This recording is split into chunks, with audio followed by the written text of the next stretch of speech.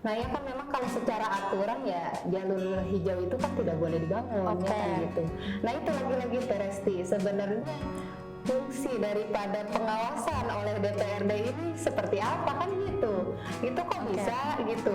Ya fungsi pengawasan DPRD terhadap kinerja pemerintah ini di mana gitu. Apa gitu kan dilakukan atau tidak gitu Teresti sebenarnya. Nah itu makanya yang menjadi yang menjadi dasar dorongan saya ketika Allah kabul saya terpilih gitu ya. Nah itu akan saya lakukan gitu. Fungsi pengawasan itu ya harus diperketat gitu.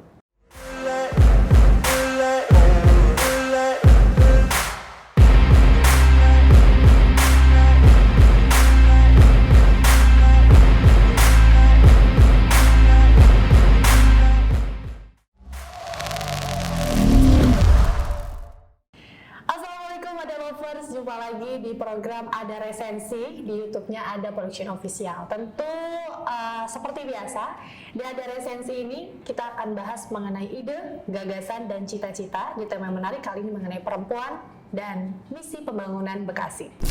Sahabat Ada Lovers, di tema kali ini kita bersama narasumber yang luar biasa. Ada Teh Muslimah SHUM MAP yang berada di samping saya ini. Temanya menarik kalau kita ngomongin perempuan dan juga Bekasi ya teman-teman. 5 tahun sekali Bekasi harus mendapatkan evaluasi ya Teh ya. Betul. Mendapat evaluasi dan pembaharuan yang harus lebih baik tentunya dari 5 tahun sebelumnya. Kita juga tahu bahwa rendahnya angka keterwakilan perempuan di parlemen ini sedikit banyak berpengaruh pada isu-isu kebijakan yang responsif gender atau yang lebih pro terhadap perempuan.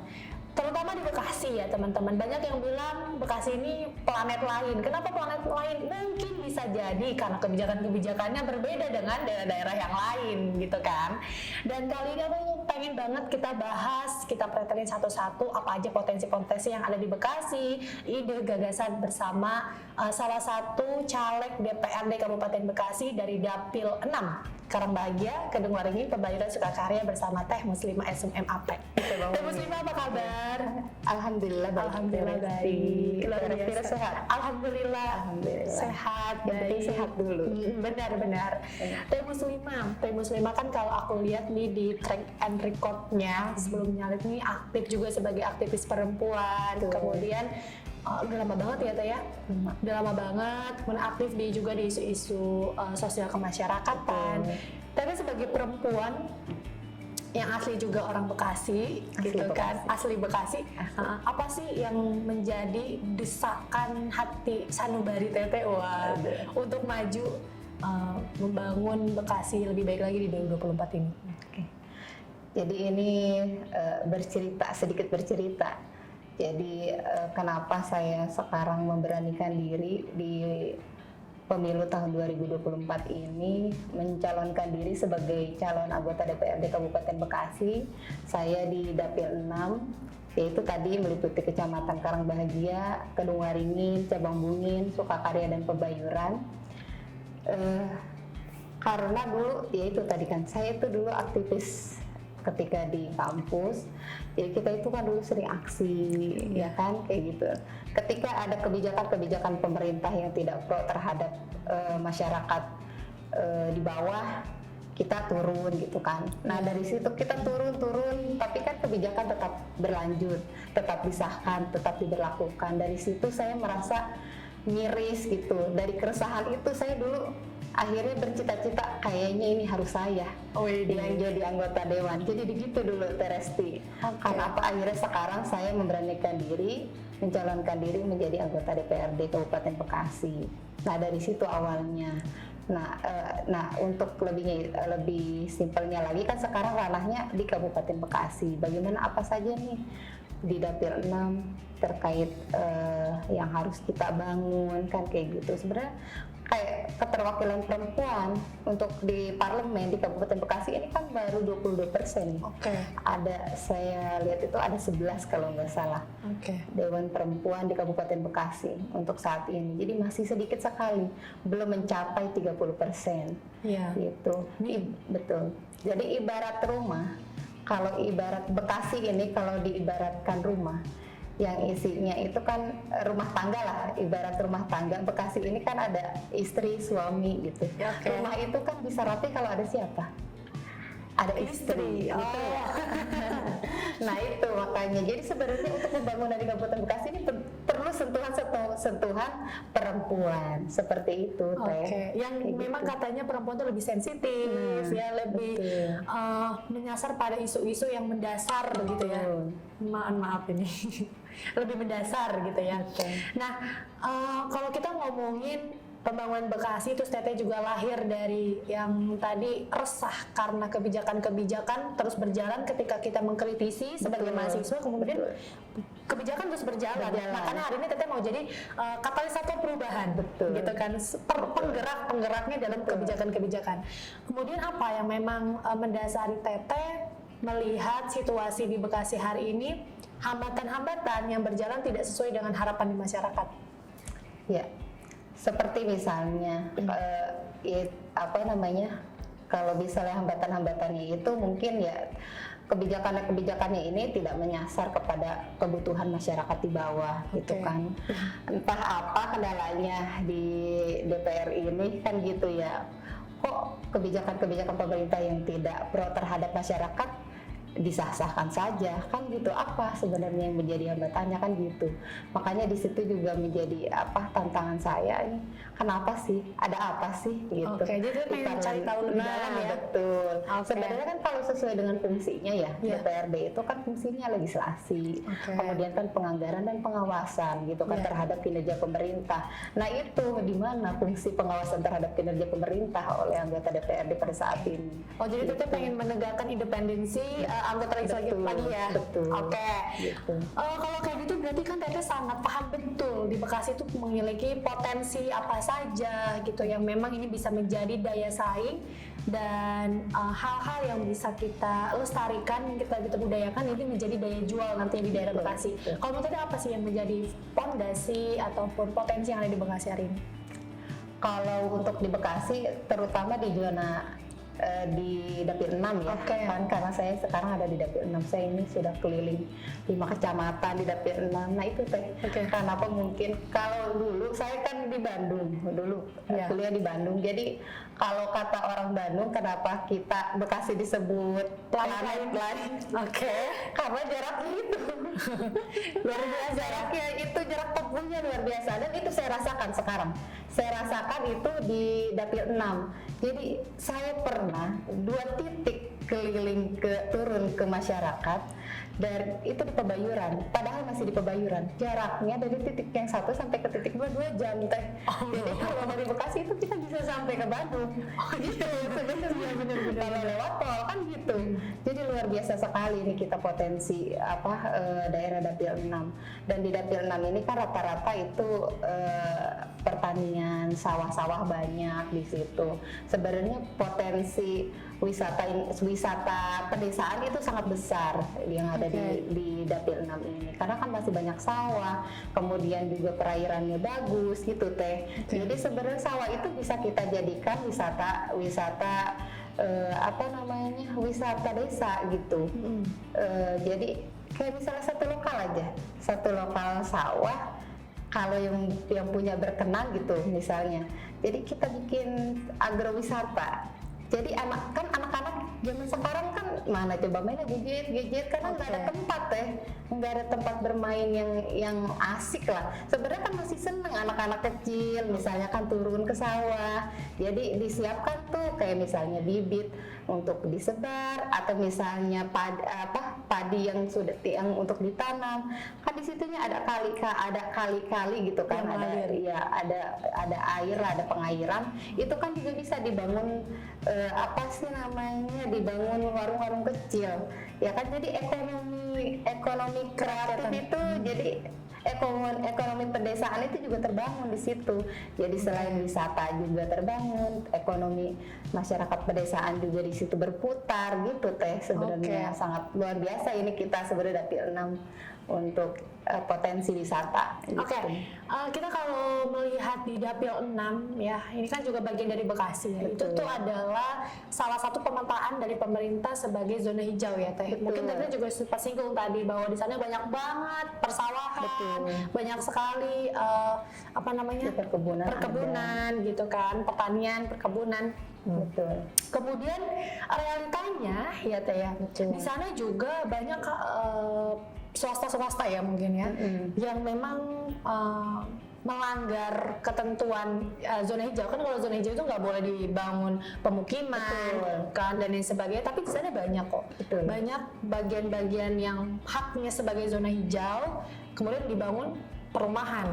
Nah ini kan juga membuat faktor kenapa nantinya Bekasi kekurangan ini dong padi, penghasil padi dan lain sebagainya. Kenapa? Karena kita dalam track record sejarahnya di Bekasi sempat beberapa tahun ini kesulitan beras, pangan, kemudian harganya melonjak naik. Kenapa? Ya itu juga menjadi salah satu faktor kegagalan kita menata dan komitmen atas pemetaan pembangunan yang ada di Bekasi. Kemudian Teteh merespon hal ini dan itu kebetulan ada di Dapil Teteh seperti apa? Nah ya kan memang kalau secara aturan ya jalur hijau itu kan tidak boleh dibangun ya kan gitu. Nah itu lagi-lagi Teresti sebenarnya fungsi daripada pengawasan oleh DPRD ini seperti apa kan gitu. Itu kok bisa gitu. Ya, fungsi pengawasan DPRD terhadap kinerja pemerintah ini di mana gitu. Apa gitu kan dilakukan atau tidak gitu Teresti sebenarnya. Nah, itu makanya yang menjadi yang menjadi dasar dorongan saya ketika Allah kabul saya terpilih gitu ya. Nah, itu akan saya lakukan gitu. Fungsi pengawasan itu ya harus diperketat gitu. Seperti itu. Oke. Memang faktanya ini susah banget ya Teh. Kenapa? Kalau kita lihat nih dari Sukakarya ke Karangbahagia ya kan. Kalau Karya ke Karangbahagia ini hampir pesawat itu udah habis loh teman-teman bisa cek juga ya Teh ya. Pesawat itu udah habis dan dampaknya apa? Karena pembangunan perumahan secara paksa, anggaplah itu secara paksa ya, banjir. Itu banjir bukan hanya di lingkungan pemukiman teman-teman, tapi juga di jalan raya. Itu bukan hanya kalau mungkin ada di daerah Bekasi juga, dia cuma pas hujan aja banjirnya ya di jalan raya. Itu enggak, hari-hari itu banjir. Hari-hari banjir. Kemudian kita mundur lagi beberapa tahun silam, daerah Cibabungin, kemudian itu pernah ya jebol juga tanggul jebol ya kan, akhirnya banjir di Cibabungin kan waktu itu, dan itu hanya simpatisan pemerintah publik saat itu ya kan. Mereka cuma nggak menangani dengan serius, akhirnya akan ada potensi banjir berulang selama 2 tahun berturut-turut kemarin. Nah, ini kan membuat keresahan di Dapil 6 yang sebetulnya nggak selesai ya Teh ya, permasalahannya complicated, apalagi ini 4 kecamatan yang besar-besar. Itu 4 potensi yang luar biasa menjadi penopang sumber daya yang terbesar di Bekasi gitu. Jadi saya sebetulnya tertarik banget untuk bahas itu, apalagi Teteh perempuan. Kita tahu angka perempuan di parlemen itu sedikit. Kemudian ada stereotip perempuan bisa apa menangani besarnya 4 kecamatan dan besarnya permasalahan yang ada di Bekasi.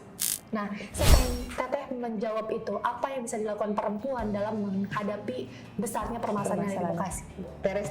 Teresti juga perempuan. Kita ini multitasking, benar nggak? Perempuan itu bisa fokus lebih dari satu, benar? Betul kan?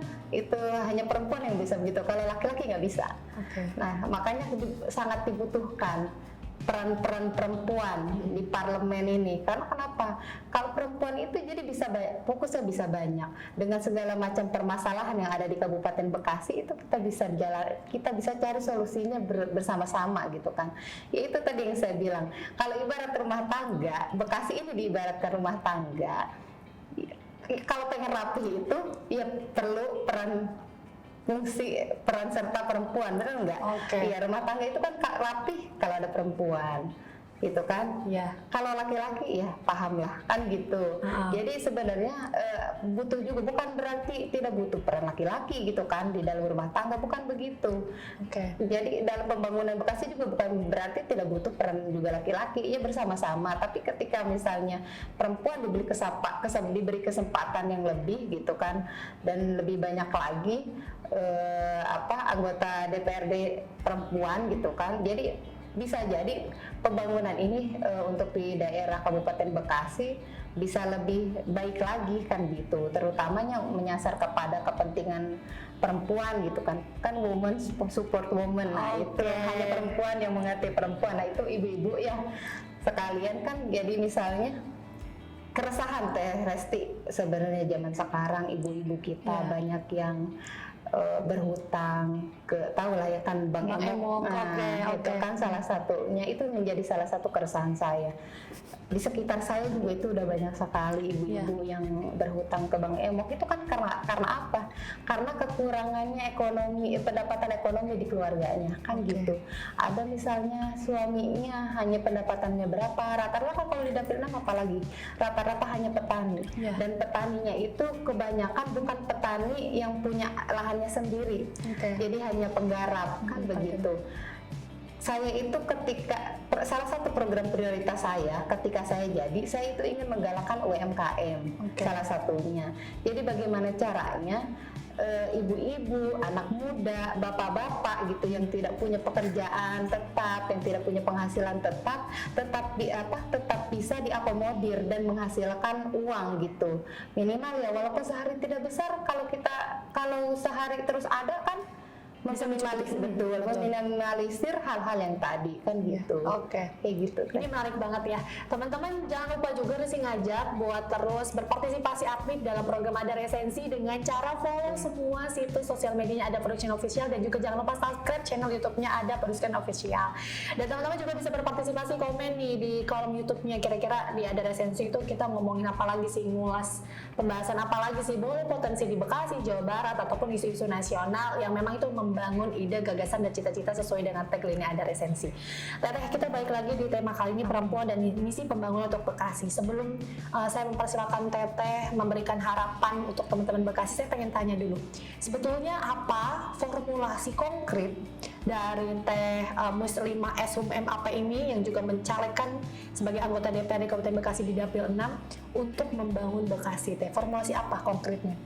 Sebenarnya ya kalau formulasi mungkin dibilang formulasi enggak, cuman kalau saya itu lebih kepada, kalau saya turun ke dapil saya lebih kepada memberitahukan kepada para masyarakat terkait program prioritas sebenarnya. Ketika saya jadi itu kan program prioritas, jadi ada beberapa kayak misalnya di kesehatan Teh Resti. Kita itu kan di kesehatan masyarakat di bawah, terutama Dapil 6, masyarakat Bekasi lah gitu kan, memang rata-rata kita masyarakat pedesaan Teh Resti, yang pendapatannya ya di bawah rata-rata lah gitu kan, kecuali daerah selatan lah ini kan karena banyak pembangunan yang sudah merata gitu kan. Nah kalau masyarakat Dapil 6 kan pedesaan, di situ kan banyak klinik-klinik, dibangun klinik-klinik gitu kan di situ. Tapi kan tetap masyarakat kalau berobat itu harus bayar. Padahal dia punya uang misalnya hanya 50.000. Tapi ketika dia merasakan sakit gigi atau pusing kepalanya, tadinya uang 50.000 bisa buat makan, akhirnya untuk berobat. Nah saya ingin mendorong nanti itu ketika saya mendorong bagaimana ini si klinik-klinik yang ada di pedesaan ini, yang sudah menjamur di pedesaan itu bisa menerima pasien dengan menggunakan BPJS atau KIS. Gitu. Jadi itu sangat bermanfaat dan itu sangat dibutuhkan oleh masyarakat di pedesaan. Tapi juga tidak sekonyong-konyong kita itu mendorong itu, tapi tidak memikirkan si klinik-klinik yang ada di pedesaan ini kan mereka juga harus berkelanjutan kehidupan kliniknya kan gitu, harus beli obat, bayar karyawan. Jadi kita dorong juga untuk perembesan si BPJS-nya atau KIS-nya ini dipercepat waktunya, jangan terlalu lama. Jadi tidak ada yang terzolimi dalam hal ini kan, itu satunya dalam kesehatan. Kemudian kedua tadi menggerakkan UMKM. Saya kan ingin menggerakkan ekonomi kreatif pedesaan. Jadi SDM masyarakat pedesaan itu bisa difungsikan gitu loh. Karena kan masih banyak ibu-ibu yang nganggur gitu kan. Kalau misalnya kita berikan UMKM gitu, usaha gitu kan di Akses dan situ, lapak ya. betul. Minimal kelompok usaha kecil gitu, kelompok usaha kecil ya kan minimal itu mengurangi beban ekonomi keluarga seperti itu. Jadi bukan hanya ibu-ibu doang, itu juga bisa menyasar kepada anak-anak muda dan juga bapak-bapak. Nah kemudian kalau di bidang misalnya di bidang pendidikan, nah itu nanti kita berikan anak-anak yang kurang mampu ini beasiswa kayak gitu, dan juga yang berprestasi kan gitu. Jadi nanti ya ada pendataan, dan itu harus benar-benar menyasar kepada orang-orang yang memang membutuhkan. Kemudian kan misalnya untuk untuk seniman, budayawan. Kebetulan suami saya kan orang budaya gitu. Jadi saya sering sharing gitu kan sama suami. Kata saya, Pak, ini kira-kira apalagi ya, ini orang-orang budayawan, seniman itu harus diperhatikan gitu, dan juga guru ngaji. Kita kan dari Partai Kebangkitan Bangsa, gitu kan, ya, PKB ini kan, ya itulah komitmen kita itu komitmen. Jadi untuk guru ngaji, untuk seniman, budayawan, kita akan dorong mendapatkan BPJS Ketenagakerjaan, Teresti. Jadi itu sangat memungkinkan dan itu sangat bisa. Jadi bentuknya itu nanti hibah ke dinas, nanti jadi dinas yang mengeluarkan. Itu sangat bisa dan tinggal kita anggarkan. Itu adanya di mana? Adanya di anggota di DPRD kan gitu. Wah, itu salah satunya. Terus kemudian sebenarnya banyak, Teresti. Nah kan sekarang kita kayak saya lah, kalau saya kan sekarang aktivitasnya jalan-jalan aja gitu kan, olahraga kurang. Jadi walaupun masih muda, udah banyak yang dirasa gitu.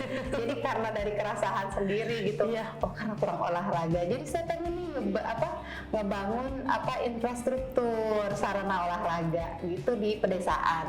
Jadi dibangkitkan kembali nih aktivitas olahraga di desa. Kalau dulu saya masih kecil, itu kita kayaknya rame di desa itu. Ada yang bulu tangkis lah, ada yang main voli lah. Itu kan sekarang sangat jarang sekali. Walaupun ada orang paling di gor gitu, paling juga kan anak-anak muda yang laki-laki paling futsal kan gitu. Dan itu juga waktunya sempit. Nah itu pengen menggalakkan itu lagi salah satunya. Ya mungkin itu luar biasa sekali dari Muslimah ya. Vibes pedesaan yang mau dibangun dari masa dulu yang asing itu sebetulnya pengen dibangun di Cipete kayak seperti itu ya. Saya sampai tergambarkan, wah, terilustrasi, bayangkan. Itu kalau bisa dilakukan itu luar biasa. Luar biasa. Mungkin terakhir bisa menyampaikan ke teman-teman Ada Lovers di program Ada Resensi kali ini, apa sih sebetulnya harapan Teteh untuk pembangunan Bekasi selanjutnya? Ini Ada Resensi ini keren banget ya program ini. Jadi mewadahi kita gitu kan, para aktivis yang kebetulan kalau sekarang saya kan nyaleg ya gitu, untuk menyuarakan, untuk menyampaikan apa yang menjadi keresahan kita, apa yang menjadi program-program kita ke depannya ketika misalnya kita terpilih. Itu sangat bagus sebenarnya. Terima kasih banyak ini Ada Resensi.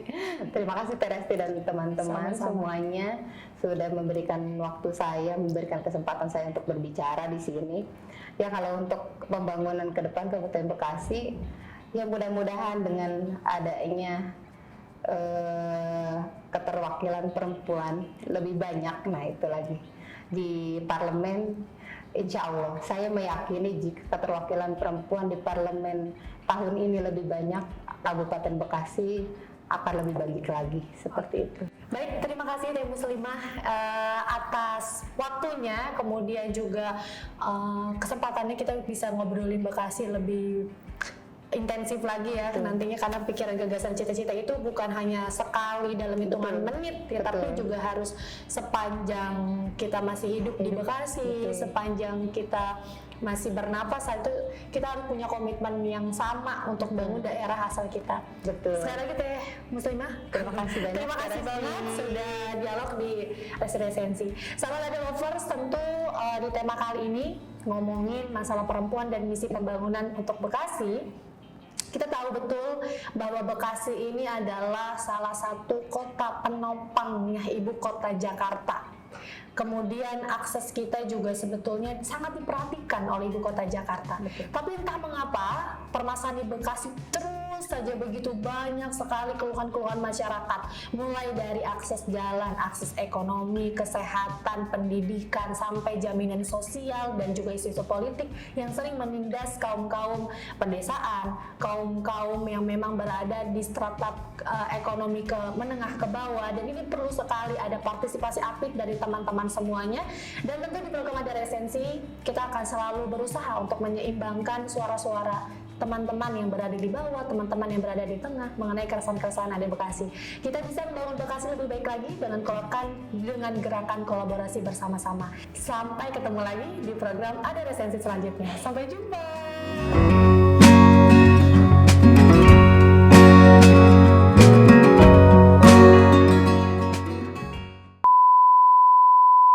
Oke teman-teman semuanya, ini program Ada Resensi sangat luar biasa, mewadahi kita semua yang punya visi ke depan untuk Kabupaten Bekasi, terutama pembangunan Kabupaten Bekasi bisa tersampaikan kepada masyarakat gitu kan. Terima kasih banyak, pokoknya ini keren banget, harus dilanjutkan program Ada Resensi ini ke depannya, diperluas lagi untuk jaringannya, dan mudah-mudahan semakin maju Ada Resensi, semakin hebat, semakin memotivasi banyak orang.